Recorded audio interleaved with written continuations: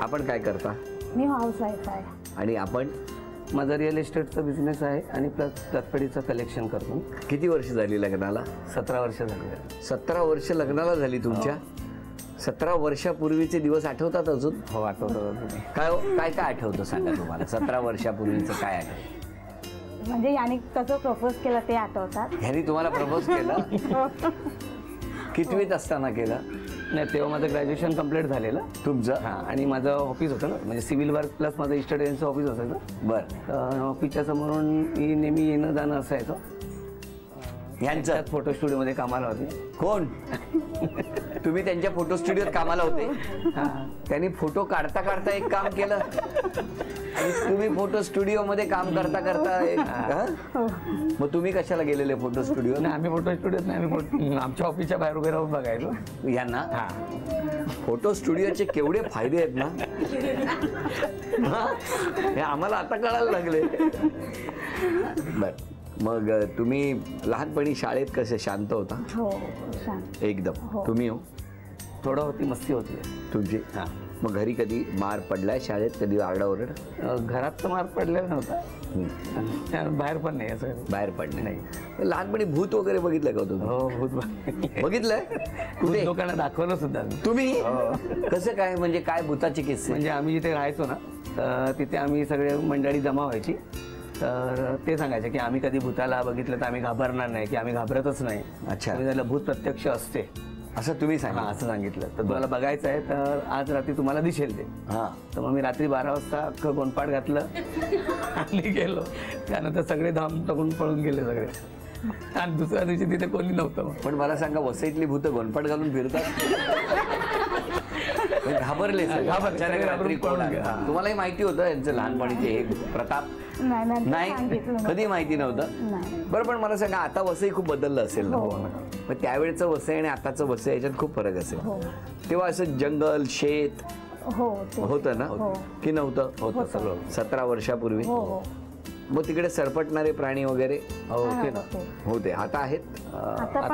क्वचित दिसतं. कुठे दिसतात? बाजारात वगैरे, मार्केटमध्ये? म्हणजे आम्ही जिथे आता राहतोय तिथे म्हणजे सगळं जंगलच होतं पहिलं. कुठे कुठे? पण वसईला. बरं, नाव काय परिसराचं तुमचं? भाबळा नाका. भाबळा नाका, डीमार्टच्या समोर. बरं, मग तिकडे काय सगळं असं साप वगैरे? पण आम्ही पहिले विरारला राहायचे ना, तर विरारला आमचं घर होतं. तर घराच्या पाठीमागे तलाव होतं. तर आमची तेव्हा चूल असायची. तर आईने मला सांगितलं की जा जरा लाकडं घेऊन ये करून, आपल्याला चूल जळवायची करून. तर मी लाकडं समजून सापालाच उचलून घेऊन घरामध्ये घेऊन आलो. पण तो पाण्यातला साप होता, त्यामुळे तो पॉइझनर नव्हता. त्याने काय केलं नाही? काही नाही केलं. वा, मी तुम्हाला सापांची भीती नाही? भीती आता पण वाटत नाही. आता सुद्धा आमच्या डीमार्टच्या इथे 12 फुटी धामण पकडले, 2-2.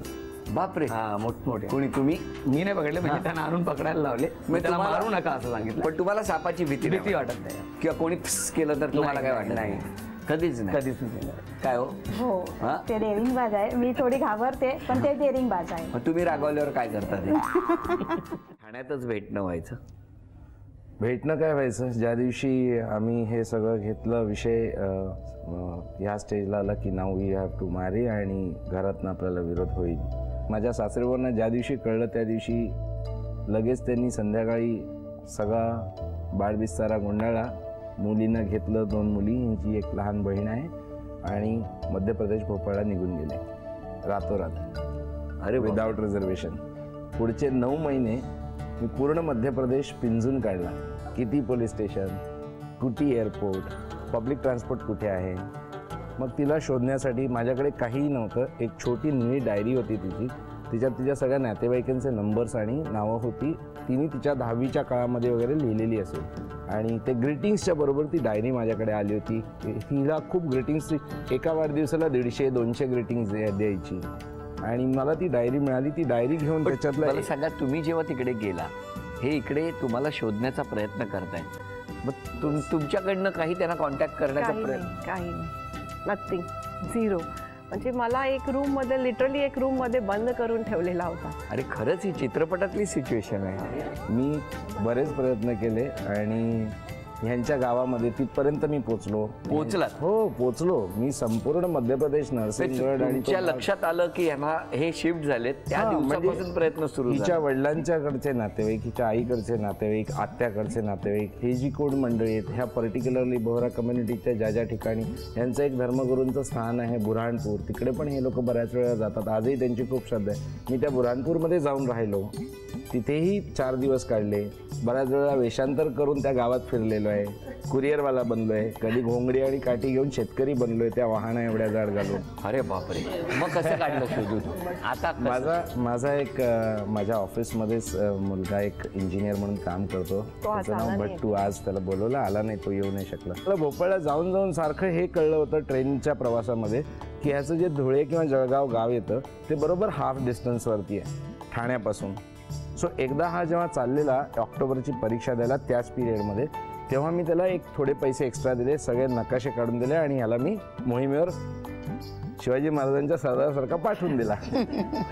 आणि मला जे 8 महिन्यात कळलं नाही किंवा मी जे काय करू शकलो नाही, कारण ती घराच्या बाहेर येऊ शकत नव्हती.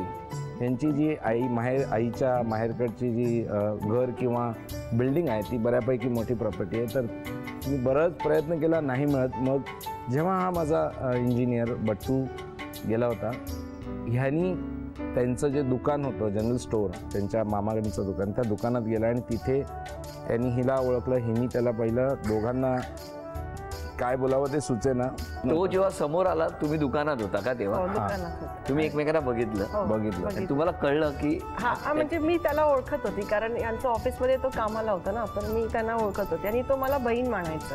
त्याच्यामुळे मग आलाय, आपला माणूस आलाय, हे कोणतरी आपल्यासाठी आलाय. बोलले नाही, बोलू शकत नव्हते, आजूबाजूला सगळे होते. म्हटलं मी आता सपोज बोलली तर सगळे त्याला धरतील आणि देतील, ठोकतील, मार देतील. म्हणून हिने पटकन जाऊन एक चिठ्ठी लिहिली आणि कशी तरी त्यांनी घेतलेल्या वस्तूमध्ये टाकली. म्हणजे त्यांनी त्या दुकानात काहीतरी वस्तू घेतली, त्या वस्तूच्या आतमध्ये टाकली. त्यालाही कळलं, हिलाही कळलं, बोलू शकत नाही.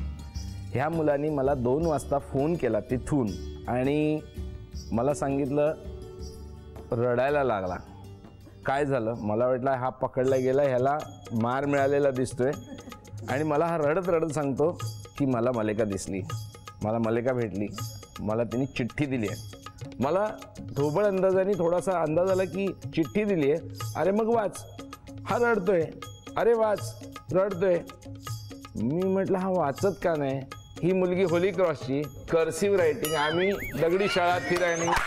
संध्याकाळी 7 वाजता तो चिठ्ठी घेऊन आता वाचायला तिथे सांगणार कोणाला, हिने काय लिहिलंय त्याला काय कळे ना. वा वा वा, क्या बात. आणि आमची 10वी 5 वर्ष होत नाही, त्याला मराठी मुश्किल आहे. तो ती कर्सिव्ह रायटिंग डॉक्टरच्या भाषेत निघाली, तो वाचणार कशी? दुसऱ्या दिवशी सकाळी निघाला, इकडे आला. इकडे आल्यानंतर चिठ्ठी जेव्हा 2 दिवसांनी पोचला, मग मी चिठ्ठी वाचली आणि मग तिने चिठ्ठीमध्ये म्हटलं होतं की मला इकडनं बाहेर पण पडता येत नाही, कम्युनिकेशन करता येत नाही, मला कन्फाईन करून ठेवलेलं आहे. सो तुम्ही मला कसंही करून इकडनं बाहेर काढा. कळलं पुढे.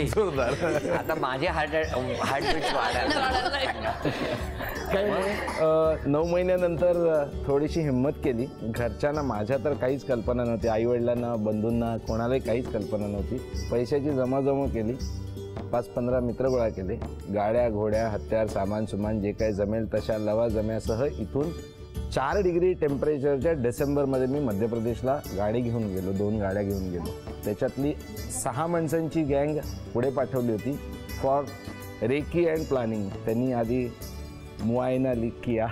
मग पुढे मग साधारण डिसेंबर 4च्या सुमारास मी इकडनं गाडी घेऊन, दुसरी गाडी घेऊन, एक गाडी आधी पाठवली, दुसरी गाडी घेऊन पोचलो.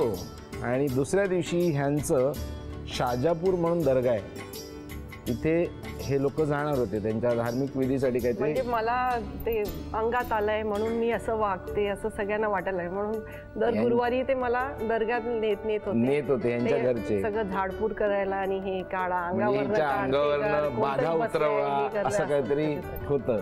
मग दर गुरुवारी न्यायचं. तर मग यांचे 2 मित्र होते ते तिकडे घराच्या बाहेर असं ब्लँकेट घालून असं सारखे फेरी मारायचे. मी असं विंडोमध्ये असं उभी होती आणि मी म्हटलं हे तर कोणतरी ओळखीचं असं वाटतंय. तर त्यांनी हात दाखवला, तर मी हात दाखवला, तर मग कळलं की हे आपल्या ओळखीचे. कारण ते पण मेकअप चेंज करून जायचे ना, त्याच्यामुळे तिलाही ओळखणं कठीण. अरे हे तर आपलेच आहेत, हा तर ब्रिजेश आहे. तर मग असं ऑटोमधून मी उतरली आणि मग असं बघितलं तर नाही का ते वाव, ते फिलिंग